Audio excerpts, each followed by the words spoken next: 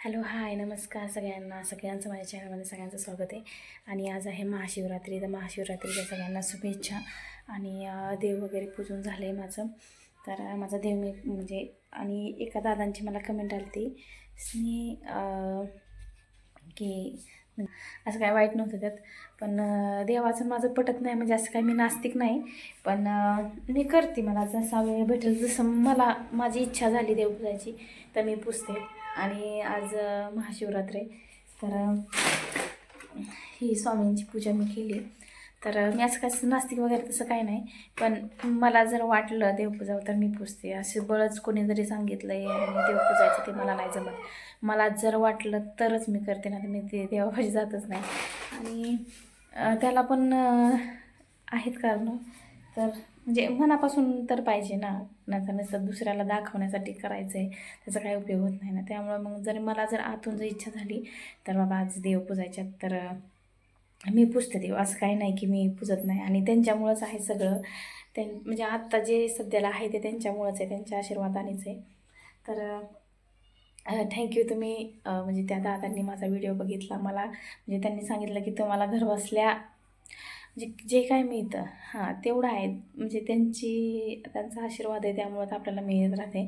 पण एवढं आहे, पण आपल्या कष्टाची पण जोड आहे त्याच्याबरोबर ते. कारण नुसतं म्हणजे त्याच्याच देवाच्याच नुसतं जर बसलं आपण तर काहीच होत नाही. मला एवढं जाणवतं, कारण प्रयत्न आपल्याला स्वतःला करावं लागतात आणि त्यांची साथ तर पाहिजेच. तर चला, आज आहे महाशिवरात्र. तर मी आज साबुदाणा वडा आणि रताळी करणार आहे. आणि एक ठिकाणी जायचं आहे मला. म्हणजे मंदिर वगैरे नाही आहे, ते असं ओपनच म्हणजे महादेवाचं देवस्थान आहे. तर मी खूप वर्षापासून म्हणजे जसं मला दिसलं आहे ना, कारण माझ्या माहेरी पण महादेवाचं मंदिर आहे.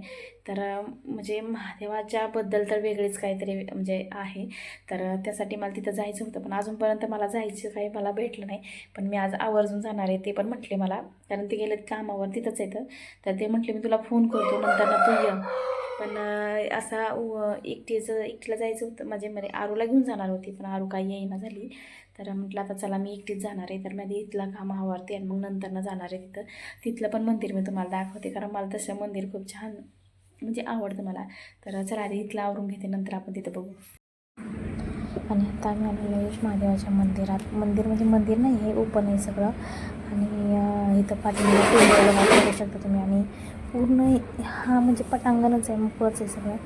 तर हे मला लांबून दिसलेलं एकदम मंदिर.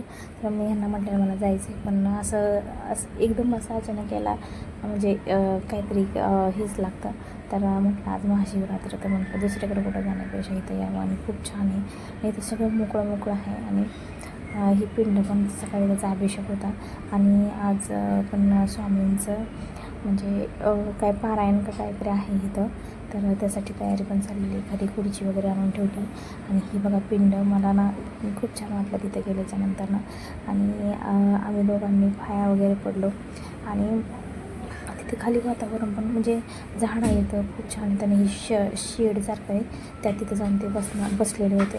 आणि तिथं पुढं दत्ताचं पण मंदिर होतं. आणि खूप छान म्हणजे मन प्रसन्न होईल असंच वातावरण होतं ते.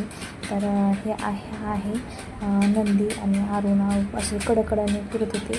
पण तिला पण खूप छान वाटत होतं, मला पण खूप छान वाटतं असं असायला. आणि तिथं वरती तुम्हाला दिसतं तिथं दगडांची अशी रूमसारखी केली तिथं, म्हणजे महादेवाचं पिंड वगैरे. आणि ही त्यांना एक खुर्ची मांडली तिथं स्वामींचा आत्ता म्हणजे अभिषेक काहीतरी करायचा होता. आणि हे झाल्याच्यानंतर आम्ही थोडा वेळ शेडमध्ये बसलो. तर व्हिडिओ कसा वाटला मला नक्की सांगा, कमेंट करा. आणि काही वाटलं तर मला सांगा. तर सगळ्यांना महाशिवरात्रीच्या शुभेच्छा आणि भेटूया पुढल्या व्हिडिओमध्ये. चला बाय.